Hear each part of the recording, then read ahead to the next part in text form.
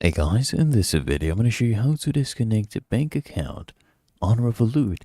The first thing I want you to do is just launch up your Revolut app, and then here on the home page, come here, tap on add money, okay?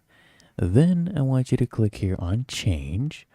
You'll see all your different payment methods, okay? So what I'll do, I'll tap here on cards, and you'll see the card that you have already, right? This one's unverified. But what you basically want to do, you'll actually see verify card and then delete. So I want you to tap here on delete. So it's the same process for any other payment method, right? Tap on delete. They'll basically ask you for a confirmation. This will be removed from your deposit methods. So if you want to delete the payment method or card, just tap here on delete and it will be gone, as you can see.